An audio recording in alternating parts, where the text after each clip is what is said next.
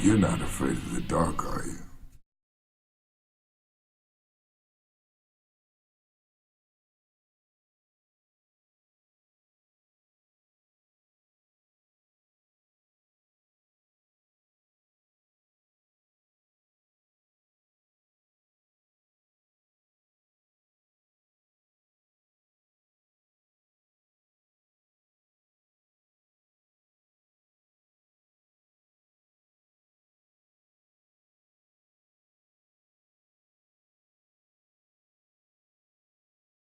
Just interject something. I Sure. think that Sure. where we can get into some controversy or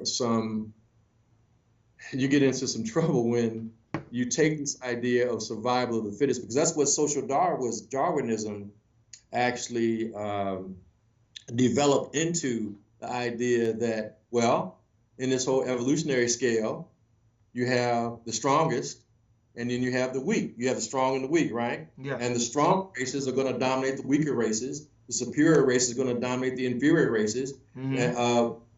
Whatever it is their intelligence and their collective intelligence. Mm-hmm. That it is their destiny. It's a natural process that they are going to control and dominate. They have this whole idea called hegemony, that it's just a natural process of life, evolution, environment, and so then you have a corrupted form of this whole idea of Darwin's theory is a survival of the fittest, because European white folks, oh yeah, we are the fittest, we're going to survive, and when in actuality, if you really look at biology and evolution and DNA, if you look at the science, how it has advanced into the latter part of the 20th and 21st century, early part of the 21st century, we know that we have, as a human family, Homo sapiens sapiens, we have our origin and evolution on the African continent. Right. And so we know that there was Africoid man, there was Africoid humanity before soil. And so again, it's like science, biology, and anthropology is what I'm really talking about. And when you look at the anthropology and now we have an abundance of evidence that suggests, of course, that when you look at humanity, our birthplace was on the continent in Eastern Southern Africa. Mm-hmm. And of course, so Diop, you mentioned something about Diop and Firmin, Mm-hmm. and there's so many similarities there. I tried to even look at them both being speaking the French language, even though one was in Senegal and one was in Haiti. Mm-hmm. But they both were into anthropology Mm-hmm. and vindicating scholarship, trying to look at the sciences of their day to argue again for the equality of the human family. Diop has to argue at the Sorbonne in Paris. He has to argue for 10 years to earn his PhD, and really just trying to say there about the African presence in Nile Valley civilization. And it's interesting because Firmin he posed that same argument brilliantly in 1885. And of course, I had to quote him at length in my essay where he put forth his argument for the African presence and the African origins of civilization there. He puts forth a beautiful argument. There are 4 chapters really where he really articulates, he really gets into ancient history and looks at the African contribution in the Nile Valley, because everybody, Europe, they had to claim Egypt because of the magnificence of the art. Can you still hear me? Oh, absolutely. Go ahead. Because of the magnificence of the civilization and the arts, sciences, philosophy, mathematics, engineering, architecture. No. So the whole argument for black inferiority can't hold water and can't stand the twin pillars of these pillars of white supremacy. You don't have a leg to stand on if you say that not only Egypt and Ethiopia or Nubia, but you can go to Zimbabwe, you can go to Monomotapa in South Africa, you can go to Ghana, Mali, the Songhai empires. There are various high cultures and civilizations across the continent. But again, that's the pre-enslavement experience. That's before that's pre-colonial Africa. And that's why it's important to always to study and read that history. Carter G. Wood wrote a book. I mean, all of our great scholars have had to do battle with this. So that's why many of them, they've got to go back. The first history that was written in what we say the first formal history that was written in 1882 by George Washington Williams. He had to spend several chapters, you know, you got to try to combat this whole idea of black inferiority. Before you can really start to write the history, you know, you've got to prove our humanity first. And so Carter G. Woodson has a book, The African Background Outline. In Du Bois's first publications, The Negro, you have to look at Africa because I think the fallacy and the falsification comes in with Africa, of course, being like in the Tarzan movies, right? The whole primitive, the dark, backwards, just unenlightened place that was just waiting there. I think John Henry Clark talks about Africa was dark until Europe comes in and turns the lights, and so they come in and enlighten and raise us up out of the darkness with European civilization, the language. So that is so. I mean, you're really looking at to distort that historical record, which they had to do centuries ago. But now we're coming and we're saying no, that's not. We got some brilliant African historians and scholars that are saying that record was for 500 years. This is 500 years of what I want to say of nonsense, really, is what it is, for lack of a better word. So it's really a sad thing that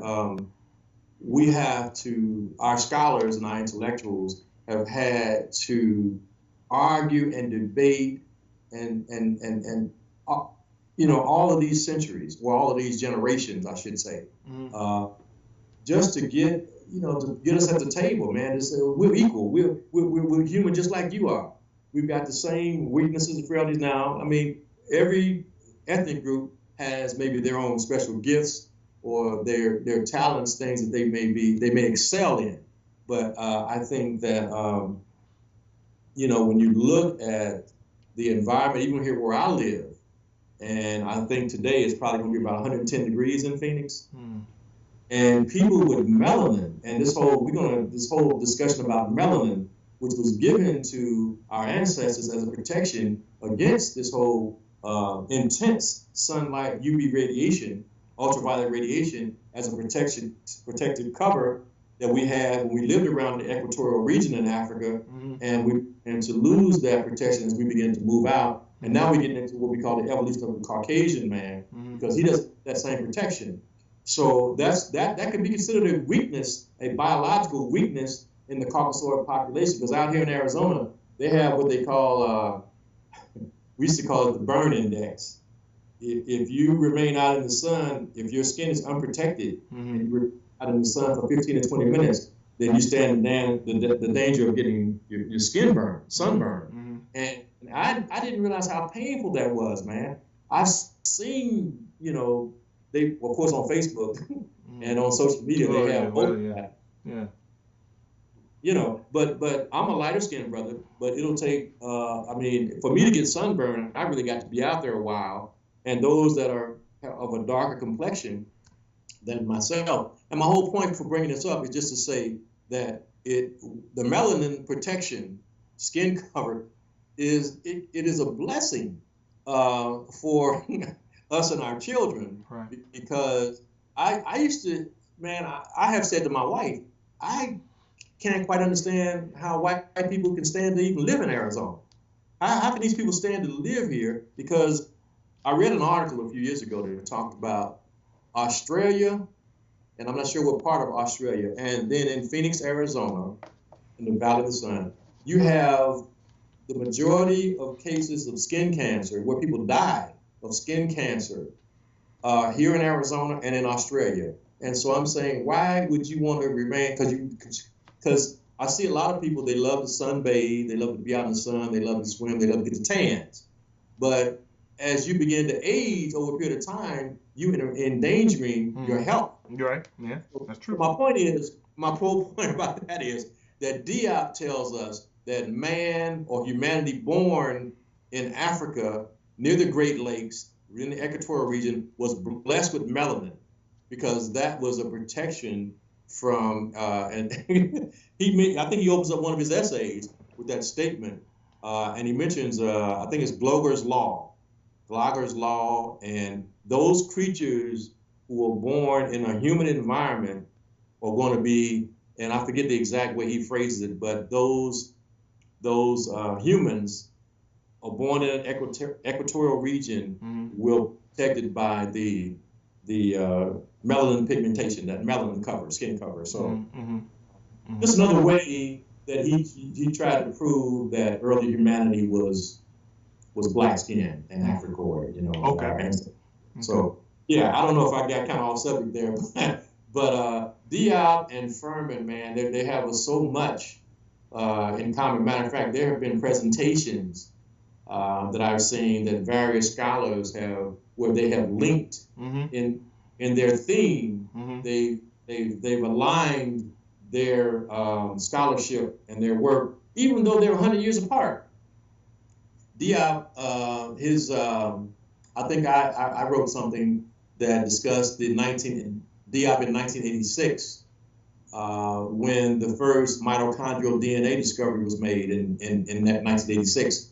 And Ben Firmin's book is published in 1885, The Equality of the Human Races. So I tried to link and synthesize these ideas from these brilliant scholars from 100 years, being 100 years apart. Diop's Civilization of Barbarism and Authentic Anthropology, his last book, right, Civilization of Barbarism, and I think he calls it An Authentic Anthropology.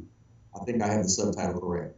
So now we've moved so far, we moved so far ahead with anthropology now that this the DNA and the genetic studies have taken us. I mean, we've gotten we've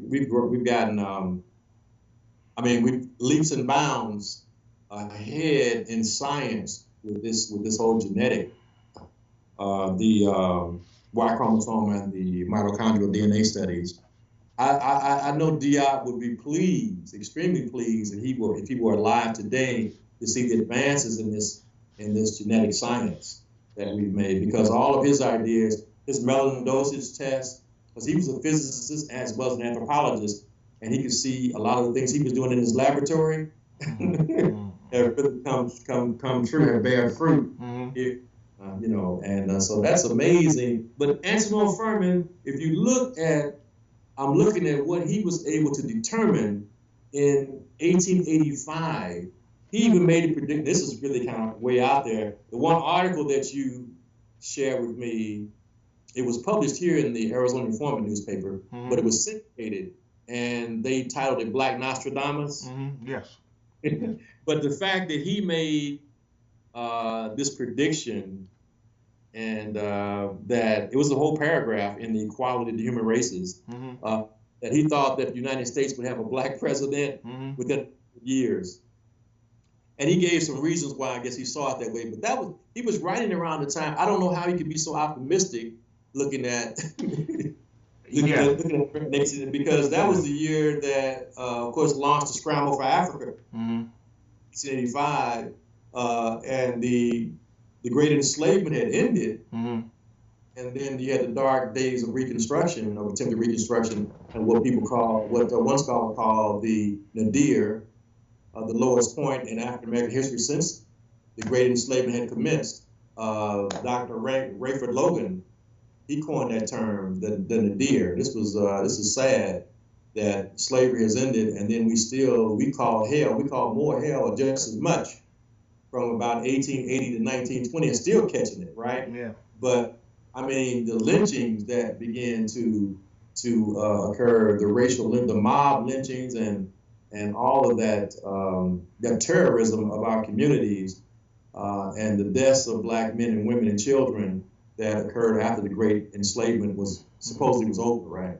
So anyway, Antenor Firmin, I sometimes I have reflected on how could he be so optimistic at the latter part of the 19th century, and he wrote this book even before the first Pan-African conference. So I don't know what he was envisioning, but he was hopeful for Haiti and the rest of the world, and the rest of the diaspora in the world. He was hopeful that I guess we would see better, like Marcus Garvey talked about, where is the black man's president? Where's his army? Where's his navy? And I'm going to help create them because I don't see them. Anyway, that's a popular state. That's an interesting statement that is really attractive to even some scholars. Look at him making that pronouncement in 1885 about the United States of America possibly having a black president. He wasn't too far off, though, when you look at when Barack Obama was elected. So anyway, and that sometimes intrigues folks, and they want to go and read the rest of the book. And they look at that little paragraph that he wrote about a black president in 1885. Yeah. Anyway, I'm just kind of. No, you're fine. Because you brought up something. What you set it up for the next. You set it up for the next venture, and that is in your book, page 101. Page 101. Now these are other people's essays now. So. Yeah, these are I know you did the editing, so I just wanted to point that out. So, but this one right here, I wanted to point out to the audience. Okay, I got you. This is Obinga. This is Obinga. This is his writing. I guess his insight of Antenor Firmin and Sheikh Anta Diop. I mean, who better to do that than Theophile Obinga, right? Yeah, Diop student, right? Yeah, Diop student. And he says on 103 that Antenor Firmin and Sheikh Anta Diop worked for the triumph of truth, and they were right to do so. The historical truth is on their side. We must emphasize the great insights and impressive arguments of Antenor Firmin in 1885, in turmoil with the erroneous theories of anthropology that were both dominated and ubiquitous. So now, in doing that, when I read this chapter and I read this insight, and of course, I'm going to I want everybody to know I'm going to be posting this book up and the link on how to purchase this book. So we're not here to get from page to page, but to give you an insight on all the various writers and of each column that comprise this book. Professor Williams edited it. He made sure everything was concise and put in perspective. So let's get into one of the other strengths that Mr. Firmin had in 1885, and that is his acute awareness and his knowledge of Kemet. Yes. Linguistically,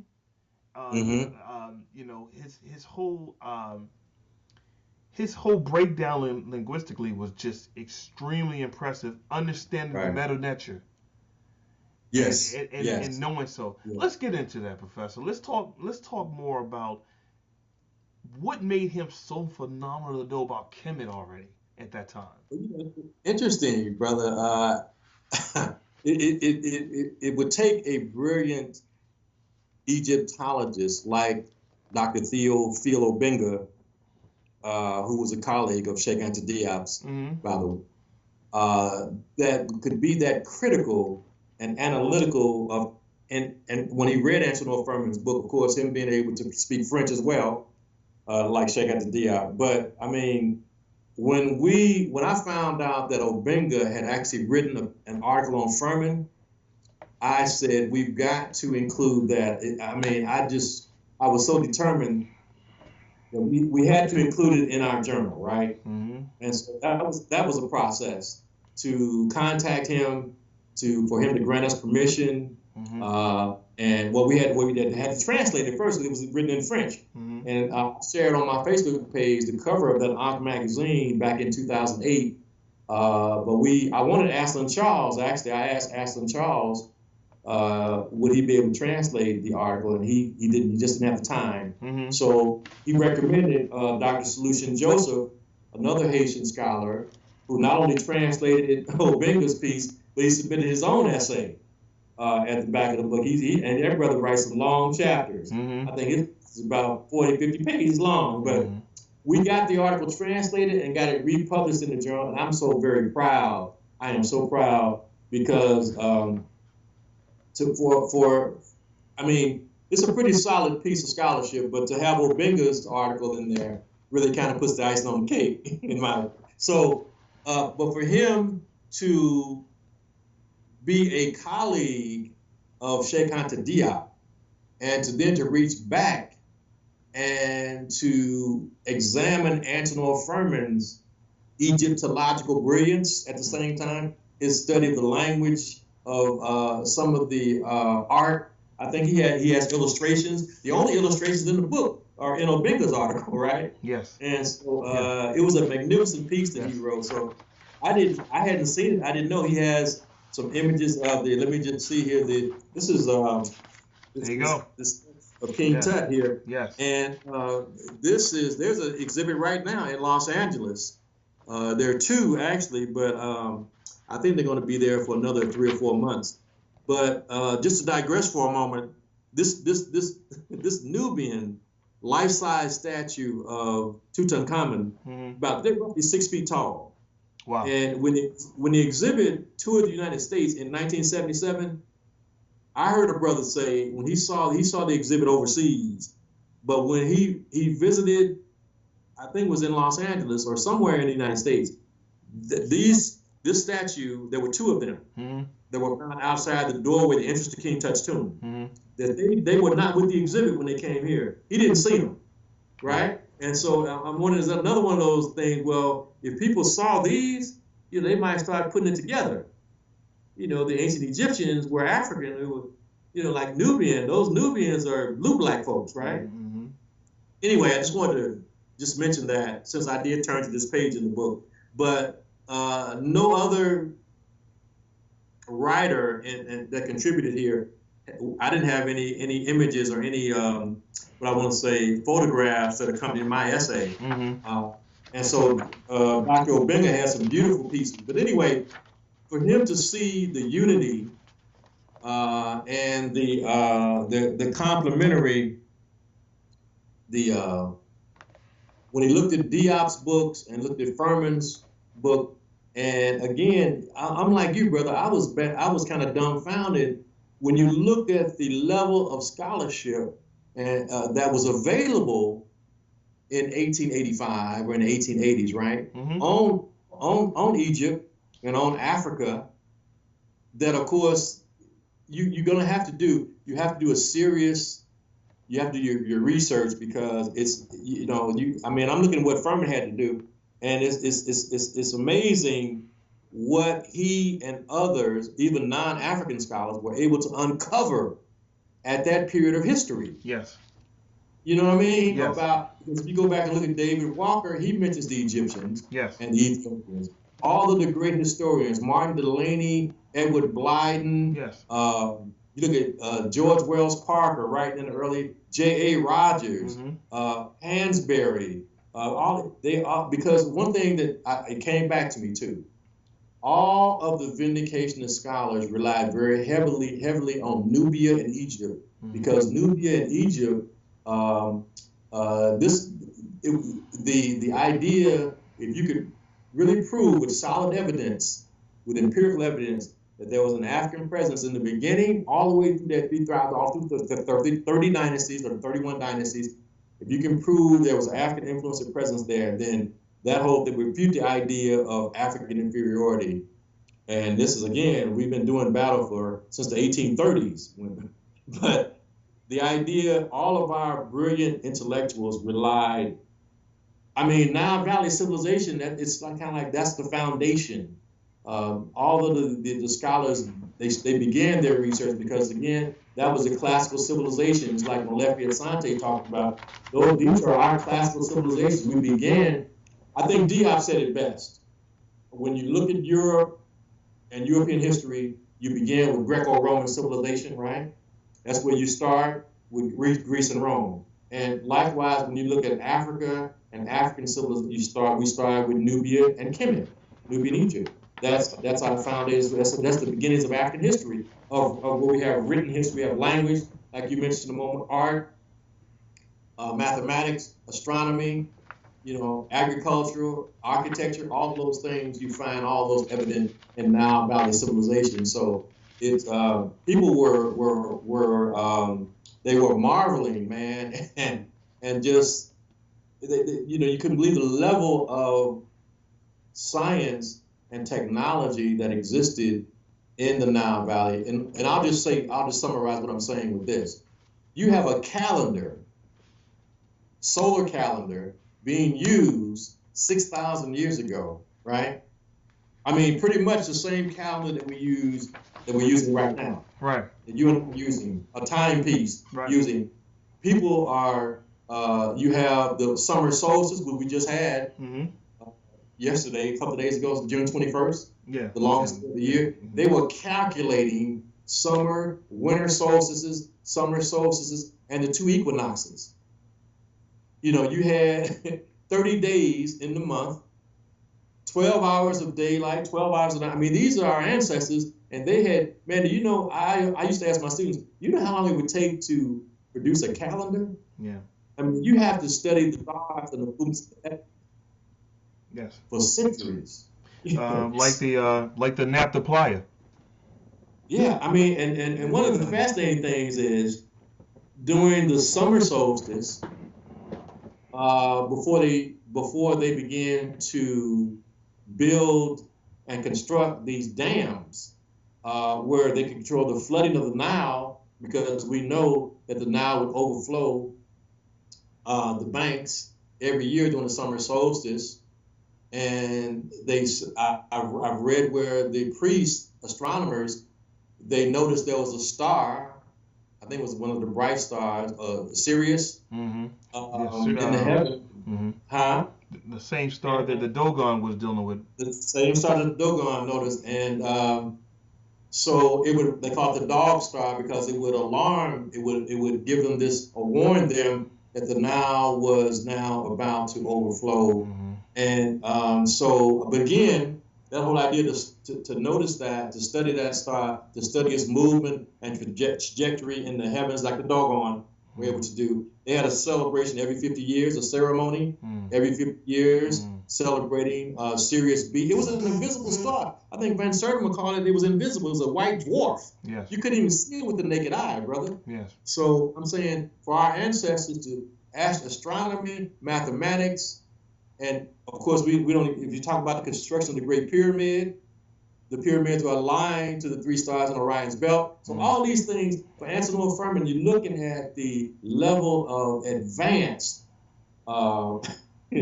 It's mind blowing, man. Mm-hmm. When you really look at where our ancestors were before the Christian era, before the Old Testament, Abraham, Moses, before all of that. It manifested itself in history. Mm-hmm. The great, what they call the Sphinx, and everybody who looks at one of the most noticeable things, the first thing you notice about what they call the Sphinx, which is the Greek term, is the Nubian African features on the face.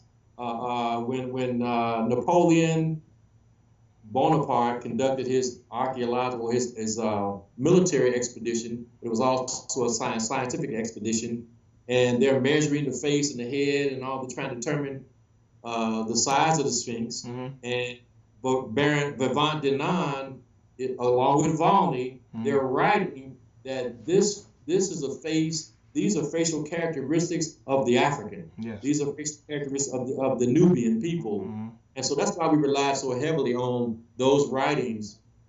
And St. Clair Drake brought this to my attention in two of the books he wrote, Black Folk, I think Here and Now, 2-volume work on history and anthropology. And he talked about how our early Black historians, when they discovered the early writings of Volney and Vivant Denon, these are all French guys, French writers, and they began to read and study their works, it's, oh, we got some solid evidence that these Egyptians, these people in Kemet were black, were African people. And so we began to build our case from there. You know, and of course there was other evidence as well, but you mentioned linguistics. Obenga has studied languages, so has Diop. I don't know where Firmin got his information from, man, in the 1880s. Well, see, that's what I was. It's funny. I was going to leave. I was going to ask you that because, and this is just to validate how powerful Mr. Firmin was. And this is the words of Theophil Obenga, not myself, not Professor Williams. This is the word of Obenga in how he described or his admiration for Antenor Firmin. And he says, Antenor Firmin's phonetic observation is that of a competent theologist. I'm sorry. As he remarks, the letters R and L and the letters T and D are easily interchangeable in the Egyptian language. That is quite correct. The permutation R and L is fairly easy to observe, but not that of T and D. The Egyptian pharaonic DI means to give, and the Egyptian Coptic TI likewise translates as to give. And the Egyptian pharaonic RN or Ren may translate as name, as it is the similar case of the Egyptian Coptic Lan or Lin, meaning name. This is these are the words of Diop validating Mr. Firmin in his knowledge of Kemet. So where did he get this knowledge from? Did he travel to Kemet? Was it other sources? Yeah. As far as I know, I haven't read anywhere where he actually visited the Nile Valley. Okay. But I know he had mastered several languages, and that's the thing. So if you and they say he studied the classical languages in Haiti actually. So maybe there was some type of way, because when the so-called hieroglyphic of the Medu Neter was deciphered by Champollion in 1822, he compared certain characteristics, certain letters in Greek and in the hieroglyphs, right? He compared certain letters. I think in Cleopatra's name, he was comparing certain symbols, and that's how he was able to finally get, they say, decipher the language, right? He broke the code, so to speak. Right. So I don't know if Firmin may have studied, man. Maybe he studied.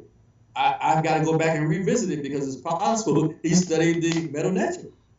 There's a biggest, because for him to have that intimate knowledge, you know, that it's like he had an inside knowledge of the language, of the written language, right? And the letters and the characters of the language.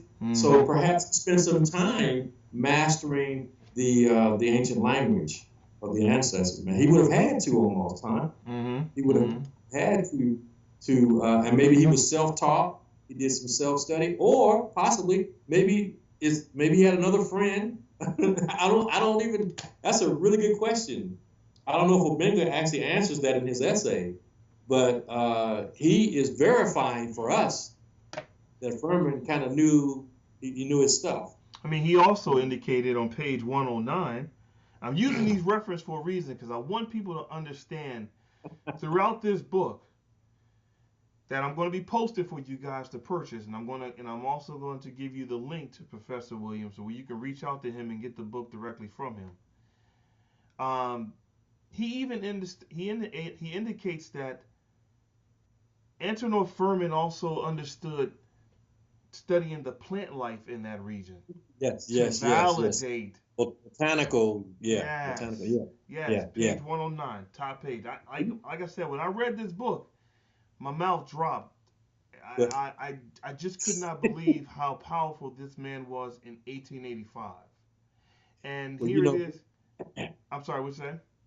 No, I didn't want to cut you off. I just wanted to say the beauty of this whole thing, that we now have at our disposal Obenga's article on Firmin, and we also have Antenor Firmin's book.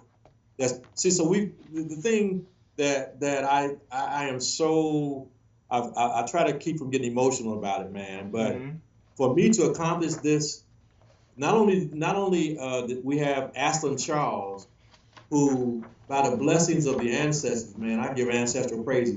He translated Firmin's book, so we have Firmin's. We can look at Firmin's actual words that he wrote in 1885 in the Equality, right? And he wrote some other things too. But for Obenga's piece on Firmin to be translated, and now we have gained access to read that and understand it. So what you just mentioned, the article, if this is a thing, I can't speak French, I can't read French. Right. So I'm thinking of how beautiful it is, how glorious it is now that we not only have Obenga's piece on Firmin, but we have Firmin's writings too, and we can just, because we're English speakers, we can veer inside their world and inside their intellect, and it's this beautiful thing, man. Because if we hadn't translated Obenga's article, we wouldn't know what he wrote about Firmin. Yeah. And now you have gained insight and some really profound wisdom about what and someone like Obenga that recognizes the genius of Firmin, and then kind of, he lends his intellectual, what I want to say, he just puts his stamp of approval on Firmin's work like that. And that's, if we didn't have no other article in this journal, man, to have Obenga's piece is just I would if I had only gotten his essay, I said, well, here it is, we got Obenga's piece, But I really appreciate what you just said, because I was looking at my essay, and for me to go through and look at everyone else's, I was so elated and just so I felt born again, man. I felt reborn. I felt when we were able to get Obenga's article in here, because I wanted to read what he wrote about Antenor Firmin in Egypt. Yeah. I really wanted to read that for myself. So he also says he was a Pan-Africanist, and we started out kind of elaborating on that idea, and I want to say more about that too, because people mention him as a Pan-Africanist, his Pan-African writings, his Pan-African, his Pan-African. He kind of was a precursor to the Pan-African movement and the Pan-African studies. So what other journal? This was the perfect journal to publish, to have a special edition on Antenor Firmin, because he was a founding father of Pan-Africanism. So Obenga recognizes that. I think he says something about he was a lawyer by profession, he was an Egyptologist, he was a Pan-Africanist by political choice.